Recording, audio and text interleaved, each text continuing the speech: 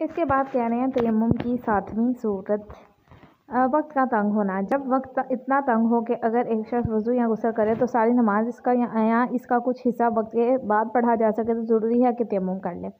پھر کہہ رہے ہیں اگر کوئی شخص جان بوجھ کر نماز پڑھنے میں اتنی تاخیر کرے کہ وضو یا غسل کا وقت باقی نہ رہے تو وہ گناہ کا مرتکب ہوگا، لیکن تیمم کے ساتھ نماز پڑھ سکتا ہے، اگرچہ احتیاطاً مستحب ہے کہ نماز کی قضا بھی کرے۔ ٹھیک ہے،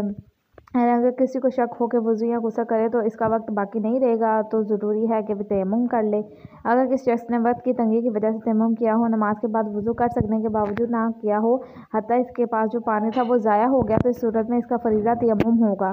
کہ آئندہ نمازوں کے لیے دوبارہ تیمم کرے، خواہ یہ تیمم اس کے لیے اس نے کیا تھا نہ ٹوٹا ہو۔ اب یہاں پہ یہ بات کر رہے ہیں کہ ایک شخص کے پاس اتنا تنگ وقت تھا تو اس نے کیا کیا، تیمم کر کے نماز پڑھ لی،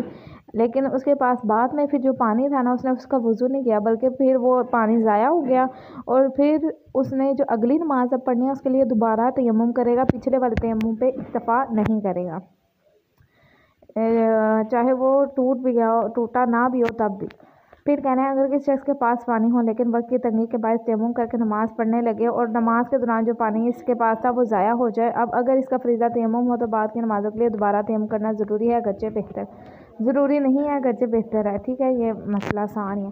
کہہ رہے ہیں اگر کسی شخص کے پاس اتنا وقت ہو کہ وضو یا غسل کر سکے اور نماز کو اس کے مستحب افعال مثلا قامت اور قنوت کے بغیر پڑھ لے تو ضروری ہے کہ غسل یا وضو کر لے اور مستحب افعال کو بغیر نماز پڑھے، بلکہ اگر سورہ پڑھنا جتنا وقت بھی نہ بچتا ہو تو ضروری ہے کہ غسل یا وضو کرے اور بغیر سورہ کے نماز پڑھے۔ ٹھیک ہے، کوئی مشکل نہیں ہے یہاں تک، آپ یہ ساری صورتیں کر کے آئیں، میں کل ساروں میں سے بھی سوالات کروں گی۔ ٹھیک ہے، اور اگر کوئی سوال ہے تو وہ مجھ سے پوچھ لیں۔ شکریہ، اللہ حافظ۔